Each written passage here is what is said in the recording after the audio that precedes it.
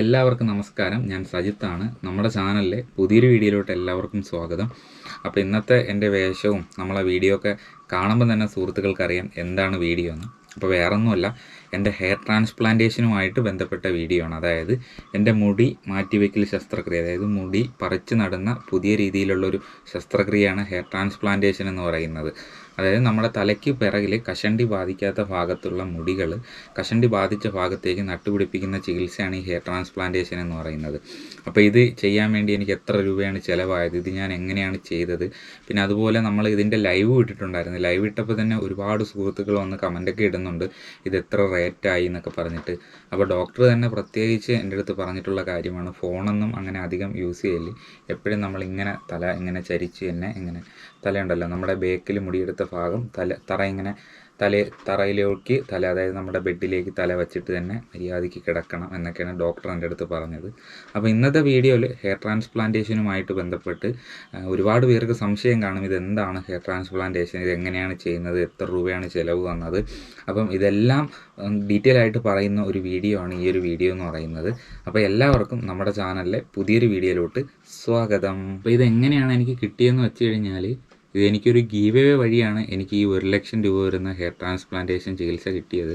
Red B എന്ന് പറയുന്നൊരു Instagram പേജുണ്ട്. അപ്പോൾ ആ ഒരു ഇൻസ്റ്റഗ്രാം പേജിൽ അവരുടെ ക്രിസ്മസ് പ്രമാണിച്ച് ഒരു ഗീവ് അവേ ഇട്ടിട്ടുണ്ടായിരുന്നു, ഹെയർ ട്രാൻസ്പ്ലാന്റേഷൻ. അത് ഹെയർ എന്ന് പറയുന്ന ഹെയർ ട്രാൻസ്പ്ലാന്റേഷനും ഉണ്ട്, പുരികം ഇല്ലാത്തവർക്ക് പുരികം, പിന്നെ താടി ഇല്ലാത്തവർക്ക് താടി. ഇതിലേതാണോ ഗീവ് അവേയിൽ വിന്നറായിട്ട് വരുന്ന ആൾക്ക് അവർ പറയുന്ന അനുസരിച്ച് ചെയ്തു കൊടുക്കും. അപ്പോഴങ്ങനെ ഏതോ ദൈവഭാഗ്യം കൊണ്ട്, അതുപോലെ നിങ്ങളുടെ എല്ലാം സപ്പോർട്ടും കൊണ്ട് എങ്ങനെ എൻ്റെ കമൻറ്റ് ഗീവ് അവേ സെലക്ട് ചെയ്തെടുത്തിട്ടുണ്ടായിരുന്നു. അപ്പം 1-ാം തീയതി രാത്രി, അതായത് നമ്മുടെ ജനുവരി 1-ാം തീയതി 2025 1-ാം തീയതി രാത്രിയാണ് എനിക്ക് മെസ്സേജ് വന്നത്, ഇങ്ങനെ എന്നെയാണ് സെലക്ട് ചെയ്തിരിക്കുന്നതെന്ന് പറയുന്നത്. എനിക്ക് തന്നെ ഭയങ്കര അത്ഭുതമായി. അപ്പോൾ ഞാൻ ഈ മുടിയില്ലാത്തതിൻ്റെ വിഷമം കൊണ്ട് ഒരുപാട് നാളായിട്ട് ഇങ്ങനെ ഹെയർ ട്രാൻസ്പ്ലാന്റേഷനുമായിട്ട് ബന്ധപ്പെട്ട് യൂട്യൂബിൽ വീഡിയോ കാണുകയും ഓരോ ക്ലിനിക്കിൽ പോവുകയൊക്കെ ചെയ്യും കേട്ടോ. അപ്പം പലയിടത്തും പോകുമ്പം പല റേറ്റുമാണ്, പിന്നെ കൺസൾട്ടൊക്കെ ചെയ്യുമ്പം നല്ല ഗ്രാഫ്റ്റ് വേണം. അപ്പം അത്രയും വലിയൊരു സാമ്പത്തികം എൻ്റെ കയ്യിലില്ല. അങ്ങനെ എന്തോ ദൈവഭാഗ്യം കൊണ്ട് എന്താ പറയേണ്ടതെന്ന് അറിയില്ല, ഒരു റെഡ് ബി എന്ന് പറയുന്ന ആ ഒരു ചാനലിൻ്റെ ആ ഒരു ചേച്ചിയുടെ അടുത്തും, അതുപോലെ തന്നെ റീബോൺ ഗ്രാഫ്റ്റ് എന്ന് പറയുന്ന ഈ ഒരു ക്ലിനിക്കിൻ്റെ അടുത്തും ശരിക്കും എന്താ പറയേണ്ടതെന്ന് അറിയത്തില്ല. ഒരുപാട് സന്തോഷമുണ്ട് എനിക്ക്, കാരണം എൻ്റെ ജീവിതത്തിൽ നടക്കാത്ത ഒരു സ്വപ്നമാണ് ഈ ഗീവ് അവേയിലൂടെ എനിക്ക് സാധിച്ചു തന്നത്, ഈ ഒരു ക്ലിനിക്കും അതുപോലെ ഈ റെഡ് ബി എന്ന് പറയുന്ന ഇൻസ്റ്റഗ്രാം പേജും കൂടെ. കഴിഞ്ഞ ദിവസം ഒരു 1 lakh വർത്ത് വരുന്ന ഹെയർ ട്രാൻസ്പ്ലാന്റിംഗ് ട്രീറ്റ്മെന്റിന്റെ ഗീവ് അവേ നമ്മൾ ഇട്ടിട്ടുണ്ടായിരുന്നു. അപ്പൊ നമ്മുടെ ഗീവ് അവയുടെ വിന്നറാണ് സജിത്ത്. ഹാപ്പിയാണോ? ഒരുപാട് ഹാപ്പിയാണ്. പ്രതീക്ഷ ഇത്രയൊരു 3000 കമന്റ്സോളം വന്നിട്ടുണ്ടായിരുന്നു, അതിൽ നിന്ന് വിന്നർ ആയതിൽ ഹാപ്പിയാണോ? ആദ്യം കമന്റ് ഇട്ടിട്ടുണ്ടായിരുന്നു, ഞാൻ പ്രതീക്ഷിച്ചില്ല. ഞാൻ ഇങ്ങനെ ഇടയ്ക്ക് വേറെ ഗീവ് അവേക്ക് പോയി കമന്റ് ഇടും, അപ്പം അതിനെക്കാട്ടിലും നല്ലൊരു ഗീവ് അവേ ആണ് എനിക്ക് തോന്നിയത് ഹെയർ ട്രാൻസ്പ്ലാന്റേഷൻ ഗീവ് അവേ എന്ന് പറയുന്നത്. അതിൽ സെലക്ട് ആയതിൽ ഒരുപാട് സന്തോഷം. ഓക്കെ, ഇവരുടെ ട്രീറ്റ്മെന്റ് ഒക്കെ എങ്ങനെയുണ്ടായിരുന്നു? റീബോൺ ഗ്രാഫ്റ്റ്സിന്റെ ട്രീറ്റ്മെന്റ് ഒക്കെ അടിപൊളിയായിരുന്നു, ഡോക്ടേഴ്സ് എല്ലാം അടിപൊളിയാണ്.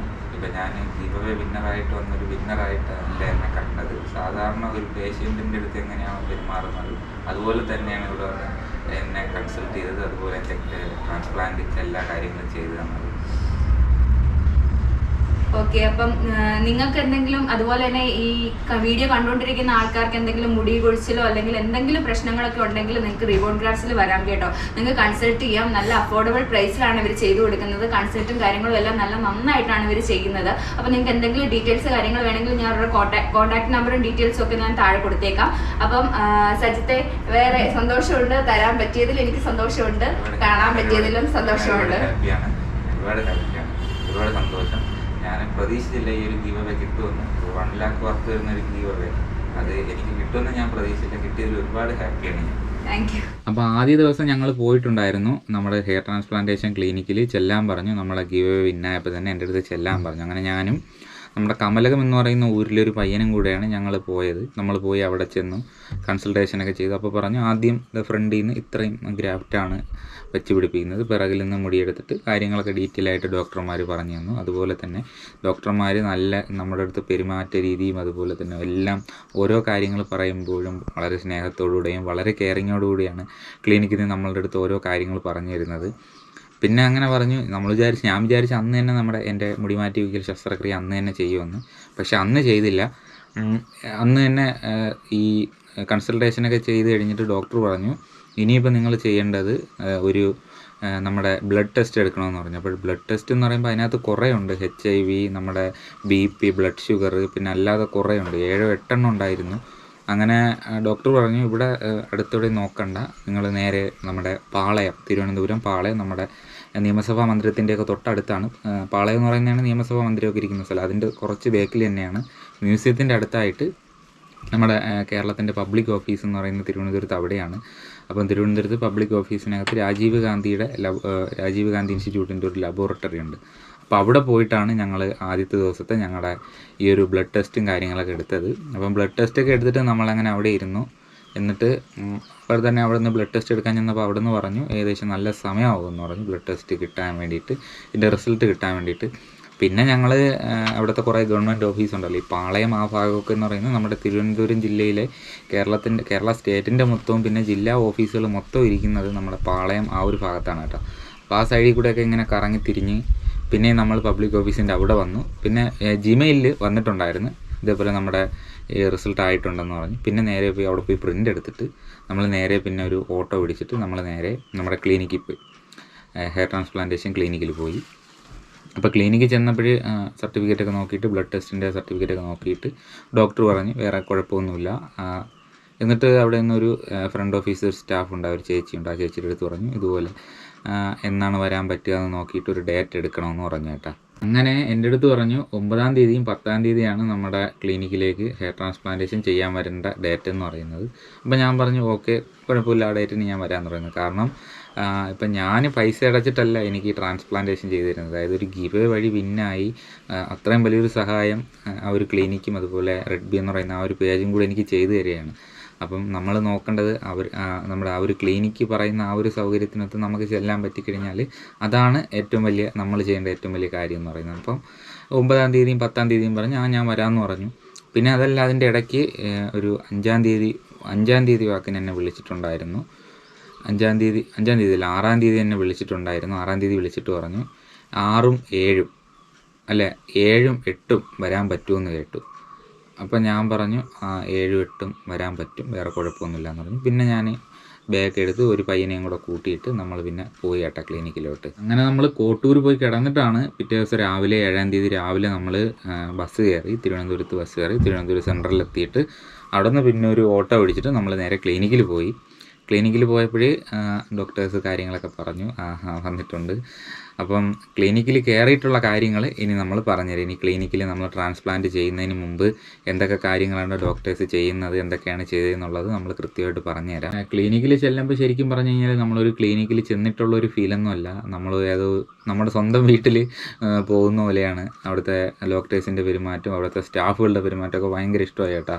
നമ്മളെ വീട്ടിൽ നമ്മുടെ അച്ഛനമ്മമാർ നമ്മളടുത്ത് ഓരോ കാര്യങ്ങളൊക്കെ ഇങ്ങനെ പറയില്ല, സ്നേഹത്തോടെ പറയില്ല, അതുപോലെയായിരുന്നു അവിടുത്തെ സ്റ്റാഫുകളൊക്കെ നമ്മളടുത്ത് പെരുമാറിയത്. അപ്പോൾ പിന്നെ ഞാൻ അവിടെ ചെന്നിട്ട് പറഞ്ഞു, അപ്പം ആദ്യം ഒരു റൂമുണ്ട്, ആദ്യം ഒരു റൂമിനകത്തോട്ട് പോയി. ആദ്യം ചെന്നിട്ട് ചെക്ക് ചെയ്തതെന്ന് പറയുന്നത് BP ആണ്.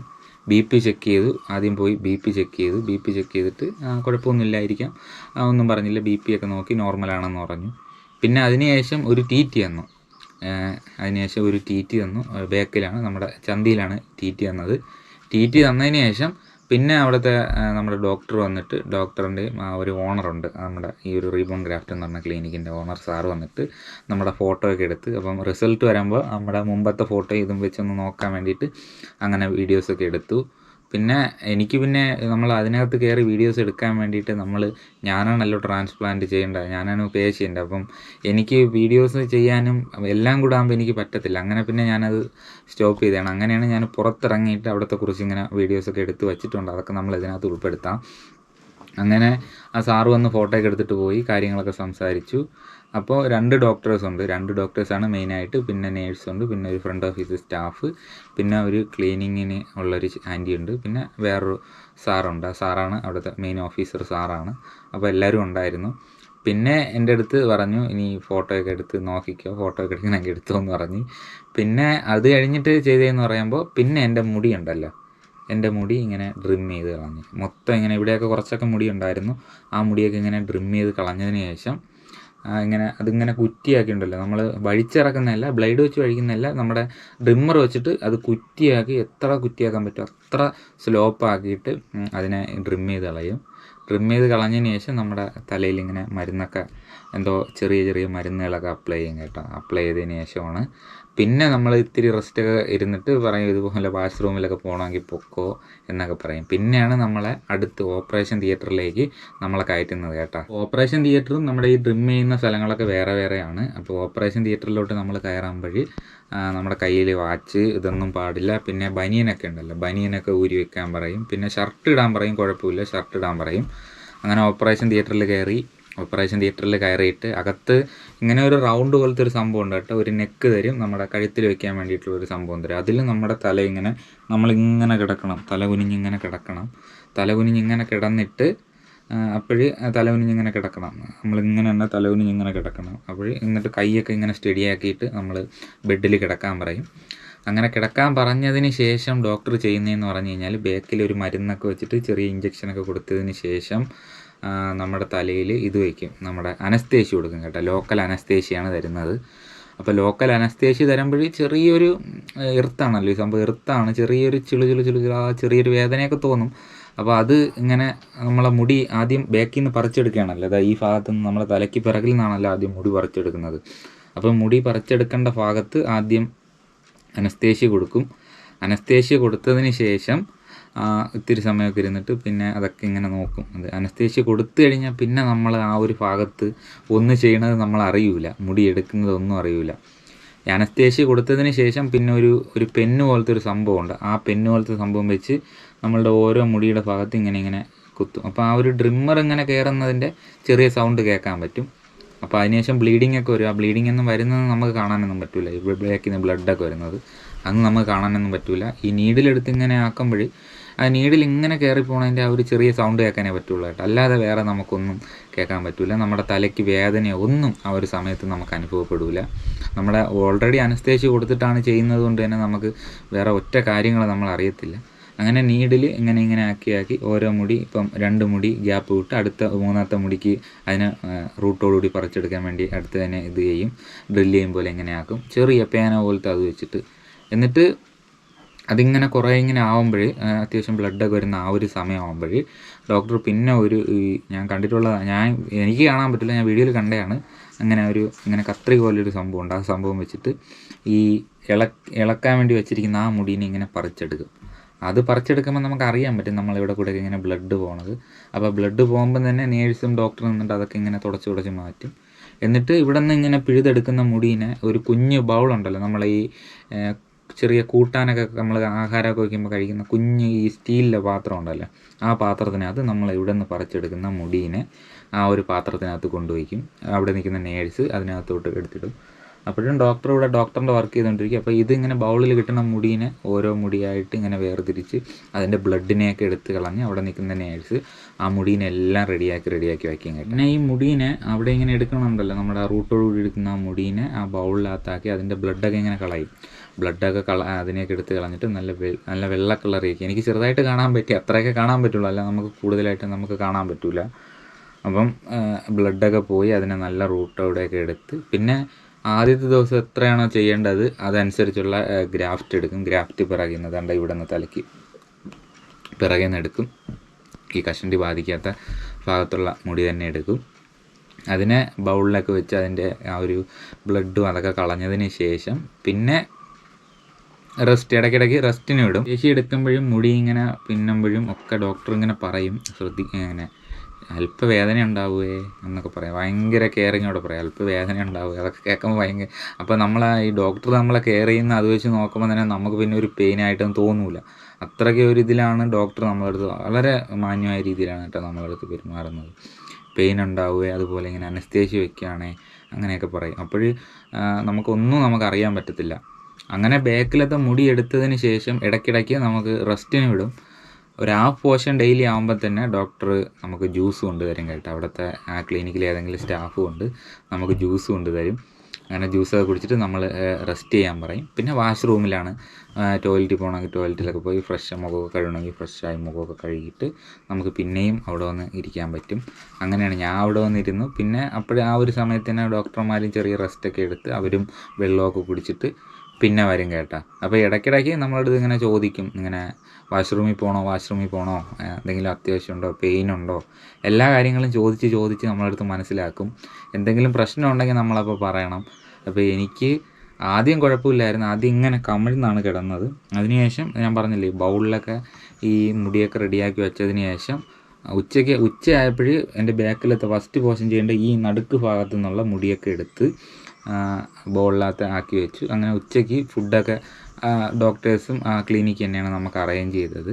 ഉച്ചയ്ക്ക് ഫുഡൊക്കെ കൊണ്ടുവന്ന് ഞാനും എൻ്റെ കൂട്ടത്തുള്ള പയ്യനും കൂടെ ഫുഡൊക്കെ കഴിച്ചു. പിന്നെ അടുത്ത പരിപാടി ബാക്കിൽ നിന്ന് എടുത്തതിന് ശേഷം, ആദ്യത്തെ ദിവസം ബാക്കിൽ നിന്ന് എടുത്തല്ലോ, പിന്നെ ഉച്ച വരെ എടുത്തുള്ളൂ. അതിനുശേഷം പിന്നെ ബാക്കിൽ നിന്ന് ഗ്രാഫ്റ്റൊന്നും എടുത്തില്ല. പിന്നെ ഉച്ചയ്ക്ക് ശേഷമാണ് ഈ ഭാഗത്ത് നട്ടുപിടിപ്പിക്കൽ തുടങ്ങിയത് കേട്ടോ. അപ്പം നട്ടുപിടിപ്പിക്കുന്ന സമയമെന്ന് പറയുന്നത് അതാണ് നമ്മുടെ ഏറ്റവും വലിയൊരു നിമിഷം എന്ന് പറയുന്നത് അതാണ്. നമ്മുടെ സ്വപ്നം എന്ന് പറയുന്നത് അതാണ്. ഇളക്കി വെച്ച മുടീനെ, ബാക്കിലത്തെ മുടീനെ ഫ്രണ്ടിലോട്ട് നട്ടുപിടിപ്പിക്കുന്ന ആ ഒരു സമയം എന്ന് പറയുന്നത് കേട്ടോ. അപ്പോൾ നട്ടുപിടിപ്പിക്കുന്നതെന്ന് പറയുമ്പോൾ ഈ ബൗളിലാക്കിയ മുടീനെ എന്തോ ഒരു പെന്ന് പോലത്തെ സംഭവത്തിലാണ്. പെന്ന് മെത്തേഡുണ്ട്, നീഡിൽ മെത്തേഡുണ്ട്, 2 മെത്തേഡ് എന്നാണ് പറഞ്ഞത്. അതിൽ പെൻ മെത്തേഡ് ആണെന്നാണ് തോന്നുന്നത് എനിക്ക് യൂസ് ചെയ്തത്. ഇപ്പോൾ ഇങ്ങനെ ഓരോ സാധനം പോലെ ഇങ്ങനെ ഒരു സാധനം വെച്ചിട്ട് ഇങ്ങനെ കുത്തിയിട്ട് അതിനകത്ത് നമ്മളെ മുടി ഇങ്ങനെ ഇറക്കി വയ്ക്കും. പിന്നെ അത് ഒരു വിരൽ വെച്ച് ഇങ്ങനെ താത്തുമ്പോൾ ആ മുടി അവിടെ ഇങ്ങനെ ടൈറ്റായിരിക്കും കേട്ടോ. അപ്പം അങ്ങനെ ചെയ്യുന്നത്. അതിന് മുമ്പ് ഈ മുടി നടുന്നതിന് മുമ്പ് അനസ്തേഷ്യ കൊടുക്കും. നമ്മളെ മുടി ഇങ്ങനെ റൂട്ട് പറിച്ചെടുക്കുന്നതിന് മുമ്പ് അനസ്തേഷ്യ കൊടുക്കുന്നത് പോലെ തന്നെ ഈ മുടി നടുന്നതിന് മുമ്പ് നമ്മുടെ അനസ്തേഷ്യ കൊടുക്കും കേട്ടോ. അപ്പം ബാക്കിൽ മുടിയും വലിയ നല്ല നമ്മുടെ തൊലിക്കട്ടി ഉള്ളതുകൊണ്ട് അനസ്തേഷ്യ കൊടുക്കുമ്പോൾ നമുക്ക് അധികം പെയിനായിട്ടൊന്നും തോന്നില്ല. ഫ്രണ്ടിൽ നല്ല നെറ്റിയുടെ ഈ ഭാഗത്തൊക്കെ അനസ്തേഷ്യ കൊടുക്കുമ്പോൾ നമുക്ക് അത്യാവശ്യം ചെറിയ വേദനയൊക്കെ വന്നു തുടങ്ങും. അപ്പോൾ ഡോക്ടർ പറയും പെയിൻ ഉണ്ടാവുകയെ ഒന്ന് സൂക്ഷിക്കണേ എന്നൊക്കെ പറയും. അപ്പോൾ ആ ഒരു സമയം മാത്രമാണ് പെയിൻ ഉള്ളത്.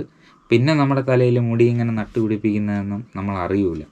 ശരിക്കും നമ്മൾ അറിയത്തേ ഇല്ല മുടി നട്ടുപിടിപ്പിക്കുന്നത്. ഇങ്ങനെ ബാക്കിൽ നിന്ന് മുടി ഇങ്ങനെ പറിച്ചെടുക്കുമ്പോൾ നമ്മൾ ഈ പേനൊക്കെ കൊല്ലുമ്പോൾ ഒരു സൗണ്ട് കേൾക്കില്ല, ഇങ്ങനെ ടിക്ക് ഇങ്ങനെ ചെറിയ സൗണ്ടൊക്കെ ഉണ്ടല്ലോ, അതുപോലൊരു കുഞ്ഞു സൗണ്ട് കേൾക്കും.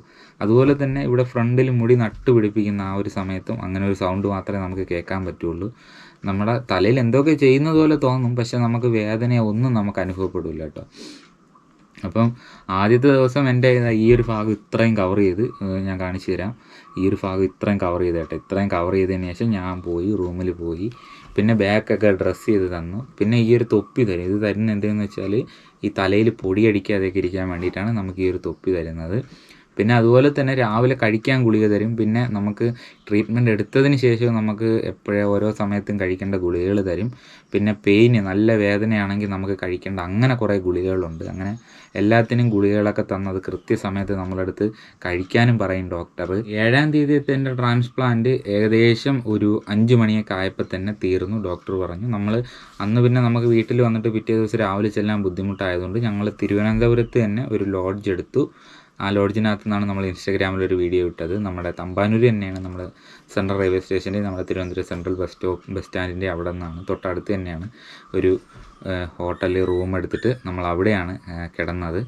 പിന്നെ പിറ്റേ ദിവസം രാവിലെ, അതായത് ഇന്നലെ 8-ാം തീയതി ആയിരുന്നു നമ്മളെ ബാക്കി സർജറി. അങ്ങനെ 8-ാം തീയതി ഇന്നലെ രാവിലെ നമ്മൾ കൃത്യമായിട്ട് രാവിലെ തന്നെ ക്ലിനിക്കിലെത്തി. നമ്മൾ ഇന്നലത്തെ സർജറി കഴിഞ്ഞിട്ട് ഇന്ന് രാവിലെ നമ്മൾ ക്ലിനിക്കിൽ വന്നിട്ടുണ്ട് കേട്ടോ. നമ്മുടെ തിരുവനന്തപുരം പനവിളയിലുള്ള റീബോൺ ഗ്രാഫ്റ്റ് എന്ന് പറഞ്ഞ ക്ലിനിക്കിലാണ് ഉള്ളത്. അപ്പോൾ ഇവിടെ തുറന്നിട്ടില്ല. അപ്പോൾ ഇവർ വന്നതിന് ശേഷമാണ് നമ്മളിനി അടുത്ത് ഡോക്ടേഴ്സൊക്കെ വന്നതിന് ശേഷമാണ് നമ്മുടെ അടുത്ത പരിപാടിയിലേക്ക് നമ്മൾ കടക്കുന്നത് കേട്ടോ. ഹെയർ ട്രാൻസ്പ്ലാന്റ് ഉണ്ട്, അതുപോലെ തന്നെ PRP ട്രീറ്റ്മെൻ്റ് ഉണ്ട്, ഗ്ലൂട്ടാത്തിയോൺ ഉണ്ട്, പിന്നെ GHC ഉണ്ട്, എല്ലാ ട്രീറ്റ്മെൻറ്റും ഇവിടെ ഉണ്ട്. അപ്പോൾ ഇതാണ് നമ്മൾ ഇന്നലെ വന്ന ക്ലിനിക്ക് ഇതാണ്. അപ്പോൾ ഇതിനകത്തേക്കാണ് നമ്മളിനി കയറാൻ പോകുന്നത്. അപ്പോൾ ഡോക്ടേഴ്സൊക്കെ വന്നിട്ട് അപ്പോൾ ഇനി ഇന്നലെ ചെയ്യാത്തതിൻ്റെ ബാക്കി പോർഷൻസ് ഇന്നായിരിക്കും കവർ ചെയ്യാനായിട്ട് പോകുന്നത് കേട്ടോ. Reborn graft Panavila Thiruvananthapuram. പിന്നെ ക്ലിനിക്കിൽ എത്തിയതിന് ശേഷം എല്ലാ ദിവസവും ഇതേപോലെ തന്നെ രാവിലെ പറഞ്ഞ് വാഷ്റൂമിൽ പോവുക. പിന്നെ പിറ്റേ ദിവസവും അതുപോലെ നമുക്ക് BP ചെക്ക് ചെയ്യലുണ്ടായിരുന്നു. പിറ്റേ ദിവസവും നമ്മൾ 2-ാമത്തെ ദിവസം BP ഒക്കെ ചെക്ക് ചെയ്തു. പിന്നെ രാവിലെ ടാബ്ലറ്റുകൾ തരും. തലേ ദിവസം നമ്മൾ ട്രാൻസ്പ്ലാന്റ് ചെയ്യുന്നതിന് മുമ്പ് തരും ടാബ്ലറ്റ്. അതും കഴിഞ്ഞും തരും നമുക്ക് ടാബ്ലറ്റ് കഴിക്കാം. ട്രാൻസ്പ്ലാന്റ് നമ്മുടെ മുടി വർക്ക് തുടങ്ങുന്നതിന് മുമ്പ് തന്നെ നമുക്ക് തരും ഗുളിക കഴിക്കാൻ വേണ്ടി. അത് കഴിച്ചിട്ടാണ് നമ്മൾ കയറുന്നത്. പിറ്റേ ദിവസം അതുപോലെ തന്നെ ഉച്ചയാവുന്നത് വരെ ഗ്രാഫ്റ്റ് എടുത്തു. ഉച്ചയാവുന്നതിന് മുമ്പ് ഒരു 11:30-12 മണിക്ക് അകത്ത് തൊട്ട് നമ്മുടെ ഗ്രാഫ്റ്റ് എടുത്തു. ഞാൻ കാണിച്ചു തരാം. ഈ ഒരു ഭാഗത്ത് കവർ ചെയ്യേണ്ട ഗ്രാഫ്റ്റ് കാണുന്നുണ്ട്. ഇത് ഇത്രയാണ് വച്ച് പിടിപ്പിച്ചത്.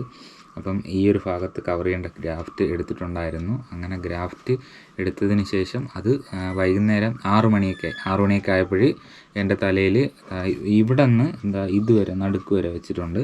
അപ്പം അതുവരെയുള്ള ഗ്രാഫ്റ്റ് നട്ടുപിടിപ്പിച്ചിട്ടുണ്ട് കേട്ടോ.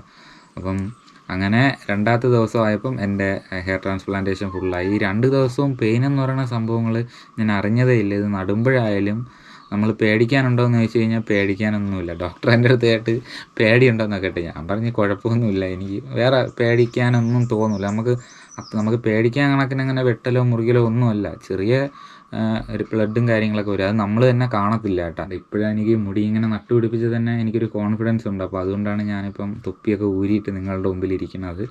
അപ്പം 2ാമത്തെ നമ്മൾ ഈ ട്രാൻസ്പ്ലാന്റ് ചെയ്യുമ്പോൾ ഉണ്ടല്ലോ, ഈ മുടി നട്ടുപിടിപ്പിക്കുമ്പോൾ നമ്മൾ ഫസ്റ്റ് മുടി എടുക്കുമ്പോൾ നമുക്ക് ഡോക്ടറെ നമുക്ക് കാണാൻ പറ്റത്തില്ല. നമ്മൾ ഒരു ഇതിനകത്തായിരിക്കും, ഇങ്ങനെ അതിനകത്ത് തലയും വെച്ച് കിടക്കണം. പിറ്റേത് നമ്മൾ അതുപോലെ തന്നെ ഈ ട്രാൻസ്പ്ലാന്റ് ചെയ്ത് മുടി ഇങ്ങനെ ഇവിടെ നട്ടുപിടിപ്പിക്കുമ്പോൾ നമ്മളിങ്ങനെ മലർന്നാണ് കിടക്കുന്നത്. സ്റ്റഡി ആയിട്ട് കിടന്നിട്ട് ഒരു ലെൻസ് പോലത്തെ സംഭവം ഉണ്ട്, അതിനകത്തൂടെയൊക്കെ ഡോക്ടർ നോക്കിയിട്ടാണ് ഓരോരോ ഗ്രാഫ്റ്റ് ഇങ്ങനെ നട്ടുപിടിപ്പിക്കുന്നത്. നമ്മുടെ കണ്ണിലൊരു സാധനം വെച്ച് ഇങ്ങനെ മറച്ചിരിക്കും. അപ്പോൾ അതും നമുക്ക് കാണാനൊന്നും പറ്റത്തില്ല. അപ്പം റെസ്റ്റ് ആകുമ്പോൾ ഡോക്ടർ പറയും, പിന്നെ ടോയ്ലറ്റിൽ പോകണോ അല്ലെങ്കിൽ വാഷ്റൂമിൽ പോകണോ, ആ കാര്യങ്ങളൊക്കെ ഡോക്ടർ ചോദിക്കും. അപ്പോൾ നമ്മൾ ആവശ്യമുണ്ടെങ്കിൽ പറയണം. പിന്നെ കുറച്ച് സമയം നട്ടിട്ട് നമുക്ക് റെസ്റ്റാണ് എന്ന് പറഞ്ഞിട്ട് വാഷ്റൂമിലൊക്കെ പോയിട്ട് വന്നോ എന്നൊക്കെ പറഞ്ഞിട്ട് അങ്ങനെ ഇടയ്ക്കിടയ്ക്ക് നമ്മളെ വിടും. അങ്ങനെ അടിപൊളിയായിരുന്നു കേട്ടോ. ഞാൻ പ്രതീക്ഷിച്ചില്ല. ഞാൻ ഈ ഒരുപാട് പേരിങ്ങനെ ട്രാൻസ്പ്ലാന്റൊക്കെ ചെയ്യുന്നുണ്ടപ്പോൾ ഞാൻ വിചാരിച്ചു ഭയങ്കര വലിയ ട്രീറ്റ്മെൻറ്റാണ്, വലിയ പേടിക്കാനൊക്കെ ഉണ്ടെന്ന് വിചാരിച്ചു. പക്ഷേ ഇതങ്ങനെയൊന്നും പേടിക്കാനൊന്നുമില്ല. ഞാൻ ചെയ്തിട്ട് നിങ്ങളുടെ മുമ്പിൽ വളരെ സന്തോഷത്തോടുകൂടെ തന്നെ ഞാൻ ഇരിക്കുകയാണ്. അപ്പോൾ ഞാൻ ഒരുപാട് ഹാപ്പിയാണ്. കാരണം ഒരു ഗീവ് അവേ വഴി എനിക്ക് ഇത്രയും വലിയൊരു ഗിഫ്റ്റ് കിട്ടുക എന്ന് പറയുന്നത്, അല്ലെങ്കിൽ മുടി എന്ന് പറയുന്നത് കിട്ടുക എന്ന് പറയുന്നത് തന്നെ വലിയ സന്തോഷമുള്ള കാര്യമാണ്. അപ്പോൾ ഇനിയുള്ള കാര്യങ്ങളെന്ന് പറയുന്നത് ട്രാൻസ്പ്ലാന്റ് ചെയ്തതിന് ശേഷം ഡോക്ടർ നമ്മൾ കെയർ ചെയ്യേണ്ട കാര്യങ്ങളൊക്കെ പറഞ്ഞു തന്നു. അപ്പോൾ ഇത്രയും മുടി വച്ചതുകൊണ്ട് തന്നെ ഇനി എനിക്ക് 7 ദിവസമാണ് പറഞ്ഞിരിക്കുന്നത്. 7 ദിവസത്തെ മരുന്നും ഗുളികകളൊക്കെ ഡോക്ടർ തന്നിട്ടുണ്ട്. അപ്പോൾ ഇനി ഇത് നമുക്ക് വാഷ് ചെയ്യാൻ പറ്റത്തില്ല. അപ്പോൾ ഇതിനകത്ത് സ്പ്രേ ചെയ്യേണ്ട ഒരു സ്പ്രേ തന്നിട്ടുണ്ട്. ഇത് നമുക്ക് വാഷ് ചെയ്യാൻ പറ്റത്തില്ല, ഇത് വാഷ് ചെയ്യേണ്ടത് ഡോക്ടർ തന്നെയാണ്. നമ്മളെ ക്ലിനിക്കിൽ വിളിക്കും. അപ്പം ക്ലിനിക്കിൽ വിളിക്കുമ്പോൾ നമ്മൾ ആ ഒരു സമയത്ത് പോകുമ്പോൾ അത് ഹെഡ് വാഷ് 10 ദിവസമൊക്കെയാണ് എല്ലാ ക്ലിനിക്കും പറയുന്നത്. ആ ഒരു ദിവസമാകുമ്പോൾ നമ്മൾ പോകണം. ആ ദിവസമാകുമ്പോൾ നമ്മുടെ ഈ തല വാഷ് ചെയ്ത് തരും, ഡോക്ടർ വാഷ് ചെയ്ത് തരും. പിന്നെ ഈ 10 ദിവസം നമ്മൾ കെയർ ചെയ്യേണ്ട കാര്യങ്ങളൊക്കെ ഉണ്ട്. വെയിലത്ത് സൺലൈറ്റ് അടിക്കാൻ പാടില്ല. പിന്നെ നമ്മൾ കൃത്യമായിട്ട് തന്നെ ഇങ്ങനെ ഉറങ്ങണം.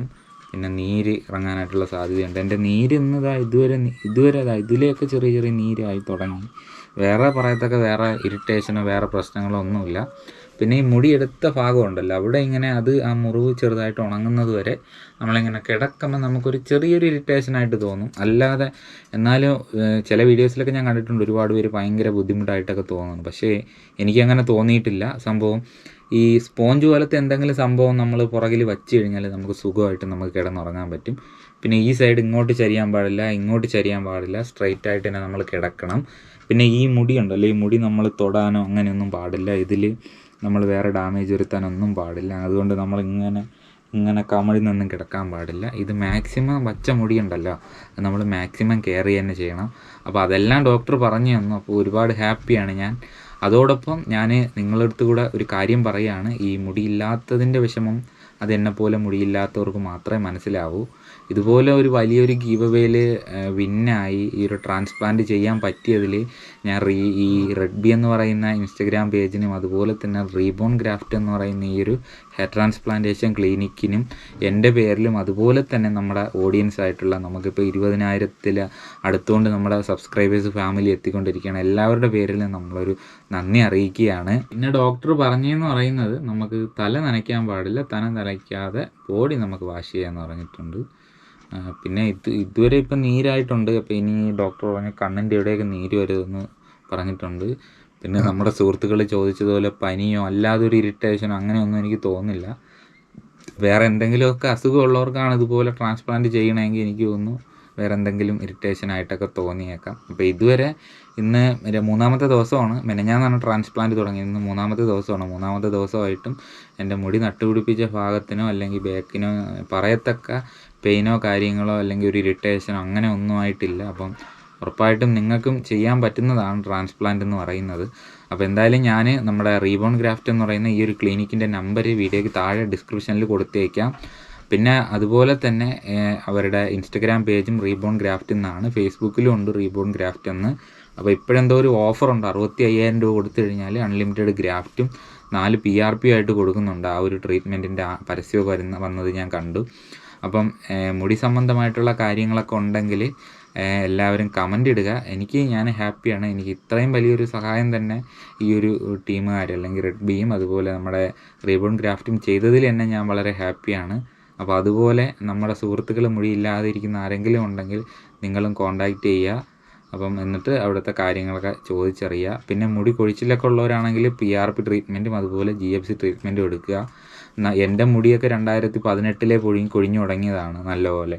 അപ്പോൾ ആ ഒരു സമയത്തൊന്നും നമുക്ക് ഇതിനെക്കുറിച്ചൊന്നും പറഞ്ഞു തരാൻ ആരുമില്ല. അതുപോലെ തന്നെ ഇപ്പോഴുള്ളതുപോലെ ഇപ്പോൾ നമ്മുടെ കേരളത്തിൽ ക്ലിനിക്കുകൾ ഉള്ളതുപോലെ തന്നെ ആ ഒരു സമയത്തൊന്നും ഈ ഹെയർ ട്രാൻസ്പ്ലാന്റേഷനൊന്നും അധികം ഇല്ല. പിന്നെ അതുമല്ല, ഇപ്പോഴും ഞാൻ ട്രാൻസ്പ്ലാന്റ് ചെയ്തപ്പോൾ തന്നെ വീട്ടിലുള്ളവരും ഓരോരുത്തരൊക്കെ ചോദിക്കുന്നത് ഇനി മുടി പൊടിച്ച് വരുമോ അതോ ഇനി ഇത് ഇങ്ങനെ തന്നെ ഇരിക്കുമല്ലോ.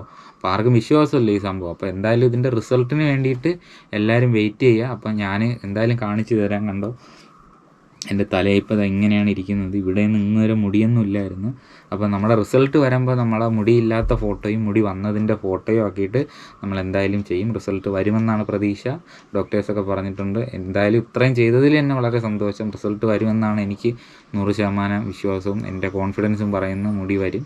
പിന്നെ അതുപോലെ നിങ്ങളുടെ മുമ്പിൽ തൊപ്പിയൊന്നുമില്ല നമുക്ക് വീഡിയോ ചെയ്യാനായിട്ടുള്ളൊരു ഭാഗ്യവും കൂടെ വരട്ടെ എന്ന് മാത്രം നമ്മുടെ സുഹൃത്തുക്കൾക്കും കൂടെ പ്രാർത്ഥിക്കുക. എല്ലാവരും പ്രാർത്ഥിക്കുക. അപ്പം എൻ്റെ നല്ല റിസൾട്ട് വരട്ടെ എന്ന് മാത്രം പ്രാർത്ഥിക്കുക. അപ്പോൾ എന്തായാലും ഞാൻ പറഞ്ഞതുപോലെ തന്നെ ക്ലിനിക്കിൻ്റെ നമ്പർ കൊടുത്തേക്കാം, കോൺടാക്റ്റ് ചെയ്യുക. മുടിയൊന്നും ഇല്ലാതെ വിഷമിക്കുന്ന നമ്മുടെ സുഹൃത്തുക്കളുണ്ടെങ്കിൽ ഉറപ്പായും കോൺടാക്റ്റ് ചെയ്യുക. ട്രീറ്റ്മെൻറ്റ് എടുക്കാൻ പറ്റുവാണെങ്കിൽ എല്ലാവരും ട്രീറ്റ്മെൻറ്റ് എടുക്കുക. പിന്നെ അവിടെ അല്ലാതെ നമ്മുടെ ഗ്ലൂട്ടാത്തിൻ അങ്ങനെ എന്തോ പറഞ്ഞിട്ടുള്ളൊരു സംഭവമൊക്കെ ഉണ്ട്. പിന്നെ അല്ലാതെ കോസ്മെറ്റിക് ക്ലിനിക്കുമാണ്. അങ്ങനെ രണ്ടും ഉണ്ട്, ഹെയർ ട്രാൻസ്പ്ലാന്റും കോസ്മെറ്റിക് ക്ലിനിക്കാണ്.